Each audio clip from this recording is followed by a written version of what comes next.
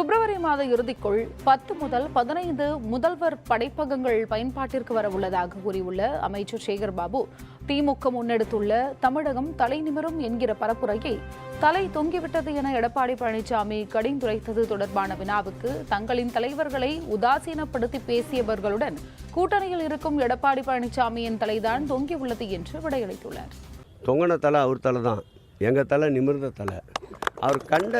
அவர் கண்ட தேர்தலெல்லாம் தோல்வியை கண்டவர். அவர் திராவிட முன்னேற்ற கழகத்தை பற்றி குற்றம் சாட்டுவதற்கோ குறை சொல்வதற்கோ அருகதை இல்லை. நாளொரு மேனியும் பொழுதொரு வண்ணமாக அங்கே இருப்பவர்கள் கரைந்து சென்று கொண்டே இருக்கின்றார்கள். திராவிட முன்னேற்ற கழகம் மாண்புமிகு தமிழக முதல்வர் எங்களுடைய உயிரினு மேலான தலைவர் பொறுப்பேற்ற நாளிலிருந்து இந்த இயக்கத்தின் இருவர்ண கொடி உயர்ந்து கொண்டே இருக்கின்றது. அண்ணாவின் பெயரை வைத்து கொண்டிருக்கின்ற அந்த இயக்கம் அண்ணாவை சாடுகின்ற போதே வாய்மூடி மௌனியாக இருக்கின்றார்கள். அந்த இயக்கத்துடைய நிறுவன தலைவர் புரட்சி நடிகர் எம்ஜிஆரை சாடுகின்ற போதே வாய்மூடி மௌனியாக இருக்கின்றார்கள். ஏன் அந்த இயக்கத்தை ஒரு 20 ஆண்டு காலம் கட்டமைத்த முன்னாள் முதலமைச்சர் அம்மையாருடைய பெயரை உதாசீனப்படுத்தி அவரை அவமானப்படுத்தி பேசுகின்ற போதே வாய்மூடி மௌனிகளாக இருக்கின்றார்கள்.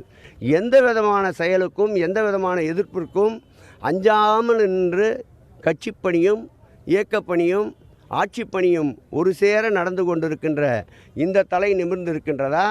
அவருடைய தலைவர்களை கொச்சைப்படுத்துகின்றவர்களோடு கைகோர்த்து கொண்டு நிற்கின்ற அவர் தலை நிமிர்ந்திருக்கின்றதா என்று ஊடகத்தினருக்கே அந்த கேள்வியை கேட்கிறேன்.